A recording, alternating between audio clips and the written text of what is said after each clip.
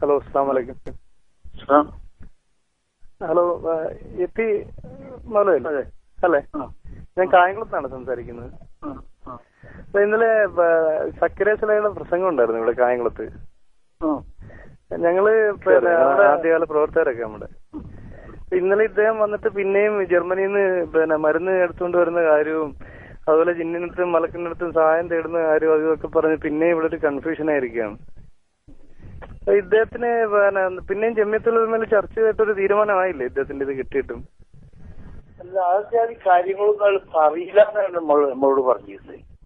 അല്ല, ഇവിടെ ഇന്നലെ വളരെ ഇതായിട്ട് വളരെ മോശമായിട്ട് രീതിയിലും ആ സംസാര രീതി തന്നെ ഇപ്പൊ ഹജ്ജൊക്കെ കഴിഞ്ഞ് വന്നിട്ടും ഭയങ്കര ഇതായിട്ടായിരുന്നു പറഞ്ഞത്.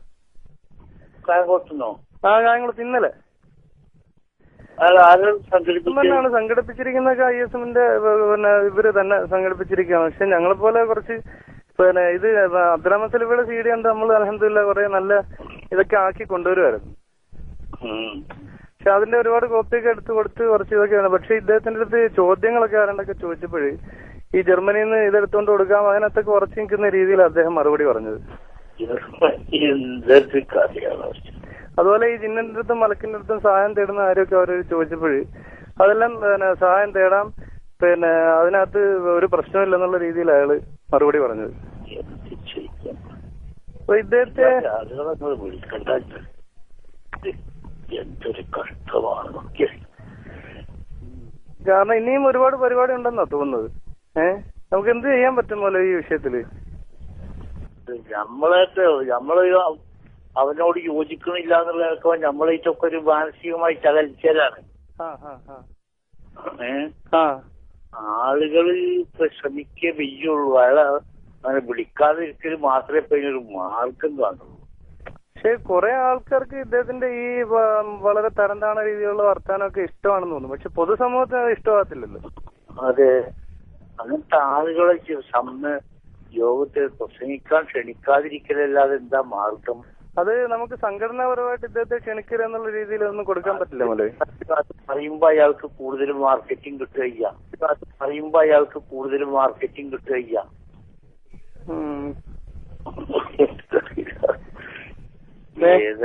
എന്തൊരു കഷ്ടമാണ്. നമ്മളിങ്ങനെ അവനതിനെ സംബന്ധിച്ച് പറഞ്ഞിട്ടല്ല, ഞാൻ അങ്ങനെ പറയില്ല, പിന്നെ ഇതൊരു പ്രസംഗത്തിൽ ഞാനത് പറയില്ല എന്നൊക്കെയാണ് നമ്മളോട് പറയല്. ഇല്ലില്ല, ഇത് ജിന്ന് മനുഷ്യരൂപത്തിൽ വരും. അതുപോലെ ജിന്നിന്റെ അടുത്തും മലക്കിന്റെ അടുത്തും സഹായം തേടുന്ന കാര്യങ്ങള് അത് വേണ്ട വിധത്തിൽ സഹായം തേടാം. അവര് അതുപോലെ മറ്റു കാര്യങ്ങളൊക്കെ അതിനുള്ള എത്തിക്കും. അവരെ ആരാച്ചാൽ ഉത്തരം കിട്ടുന്ന കാര്യവും ഈ സംഭവങ്ങളെല്ലാം പറഞ്ഞു അദ്ദേഹം. അല്ല, നമുക്ക് സംഘടനാപരമായിട്ട് ഇതിനകത്ത് അൽമനാറിൽ വല്ലതൊന്നും ഇതിനെക്കുറിച്ച് ഒരു ഇത് കൊടുക്കാൻ പറ്റില്ലേ? മോലെ ഇതിനൊന്നും സംഘടന KNM ഇതിനകത്തൊന്നും ഒരു ഇതില്ല എന്നുള്ളത് കാണിക്കാൻ പറ്റില്ലേ?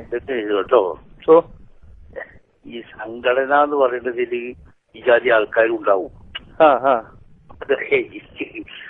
അപ്പം സംഘടന എന്ന് പറഞ്ഞിട്ട് സംഘടനയിൽ ഇവരൊക്കെണ്ടല്ലോ. പക്ഷെ അതല്ല, ഈ അധികം പ്രവർത്തകരും ഈ ഒരു രീതിയിലേക്ക് അങ്ങ് പോയിക്കൊണ്ടിരിക്കുകയാണ്. ഇക്കാര്യത്തിലൊക്കെ നമ്മൾ സംസാരിച്ചു കഴിഞ്ഞാൽ പോലും അവരൊക്കെ ഇതിനപ്പുറം വാദിക്കുന്ന ഒരു അവസ്ഥയിലേക്ക്, സക്കരേതിനേക്കാൾ വാദിക്കുന്ന അവസ്ഥയിലേക്ക് എത്തുകയാണ് ഇപ്പോഴും സാധാരണ പ്രവർത്തകർ, യുവാക്കള്. ഇതൊരു മോശം ഇതിലേക്കല്ലേ നമ്മൾ പോകുന്നത്? നിങ്ങൾ ഒരു കാര്യം ചെയ്യും, നമ്മള്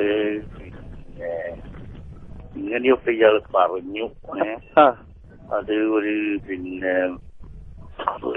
കേരളം അതിന് തടയിടേണ്ടതാണ് എന്ന് പറഞ്ഞിട്ട് ജമിയത്തുലമക്ക് ഒരു കത്തേരി.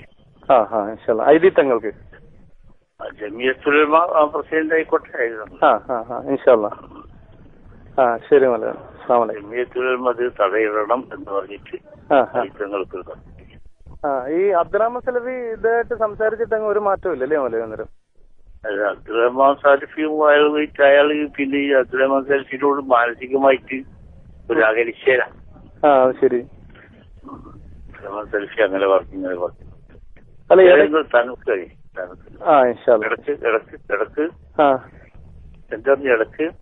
ഇടയ്ക്ക് അല്ല, ഇവര് തമ്മില് ഇദ്ദേഹം ഇതിനകത്ത് ജമിയത്തുൽ ഉലമയിലൊക്കെ അബ്ദുറഹ്മാൻ സലഫി ഈ വിഷയമൊക്കെ പറഞ്ഞതിന് ശേഷം ഇദ്ദേഹം ഒരു മറുപടി കത്ത് അയച്ചായിരുന്നല്ലോ. ആ കത്ത് ഇവിടെ വ്യാപകമായിട്ട് അങ്ങ് പ്രചരിച്ചിപ്പോഴും. അതിനകത്ത് ഇദ്ദേഹം ഈ ഹിഫ്ലുർ റഹ്മാൻ എന്ന് പറയുന്ന ഒരു കക്ഷിയെടുത്ത് പോകുന്ന കാര്യവും ഇദ്ദേഹം അവിടെ അയക്കാറുണ്ടായിരുന്നുള്ള കാര്യമൊക്കെ പറഞ്ഞ അതും ഇപ്പം ജനങ്ങളൊരു ഇതായിട്ട് പിടിച്ചിരിക്കുക. കാരണം ഇദ്ദേഹം ഇത് ഇയാള് പരസ്യമായിട്ടുള്ള പ്രസംഗത്തിൽ പറഞ്ഞതാണോ അത് കുറച്ച് ആൾക്കാരെ? അല്ലല്ല, പള്ളിയിൽ ക്ലാസ് ഉണ്ടായിരുന്നു. പള്ളിയിൽ കണ്ട ഒരു അസറിന് ശേഷമുള്ള ക്ലാസ് ഉണ്ടായിരുന്നു. അദ്ദേഹം അതിരാവിലെ ഇവിടെ എത്തി, രാവിലെ വന്ന് ഇവിടൊക്കെ അതിന്റെ മറ്റു കാര്യങ്ങളൊക്കെ ആയിട്ട് ഇവിടെ ഉണ്ടായിരുന്നു. ഹലോ, നല്ല ആളും ഉണ്ടായിരുന്നു. ഒരു 150-200 ആളും ഉണ്ടായിരുന്നു ഇവിടെ. ഇതെല്ലാം കൂടെ വരുമ്പോഴേ ഒരു വലിയ പ്രശ്നമാണ് പൊതു സമൂഹത്തിൽ. നിങ്ങളൊന്ന് എഴുതി. ഇൻഷാ അല്ലാ. ശരി എന്നാ. അസ്സലാമു അലൈക്കും.